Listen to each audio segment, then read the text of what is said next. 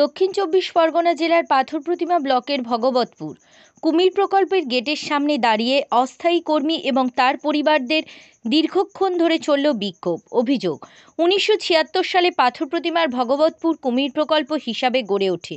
ব্রেনিয়াক heritage school সরিষা মহিলা বিশ্ববিদ্যালয়ের বিপরীত মূলত কৃত্রিম উপায়ে কুমিরের ডিম ফুটিয়ে কুমিরের বাচ্চা তৈরি করাই ছিল এই প্রকল্পের কাজ। পরবর্তীকালে এই পর্যটন কেন্দ্রটি পৃথিবীর মানুষের কাছে বিখ্যাত কুমির প্রকল্প হিসাবে পরিলক্ষিত হয়। রিসর্ট বালুচর পাতিবুনিয়া না তৎকালীন থেকে বহু মানুষ ডিএল কর্মী হিসেবে কাজ করতে থাকেন, মূলত যাদের কাজ ছিল সামান্য পারিশ্রমিকের ভিত্তিতে কুমিরের ডিম থেকে প্রজনন করানো। বড় বড় যে সমস্ত কমিয়ে রয়েছে সুর ভবন বাদ্যযন্ত্রের বিশ্বস্ত প্রতিষ্ঠান ডায়মন্ড, তাদের দেখভাল, খাওয়া দাওয়া, জঙ্গলের হরিণ সহ একাধিক জন্তু জানোয়ারের চোরা শিকারীদের হাত থেকে জীবন বাজি রেখে রক্ষা করা।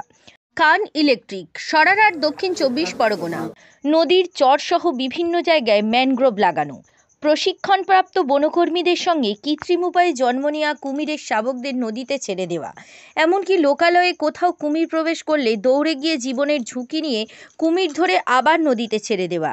আজ তারা কাজ হারাতে বসেছে দাবি বিক্ষোভকারীদের।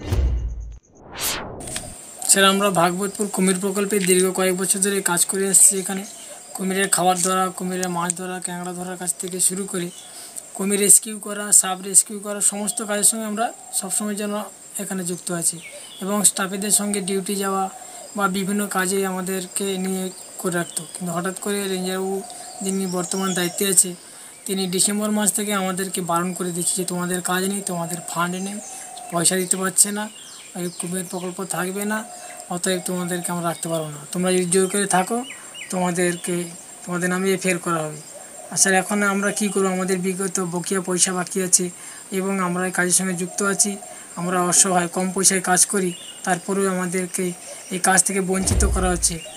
বিক্ষোভকারীদের আরও অভিযোগ, যতক্ষণ না পর্যন্ত তাদের সমস্যার সমাধান মিলছে ততক্ষণ পর্যন্ত এই আন্দোলন জারি থাকবে।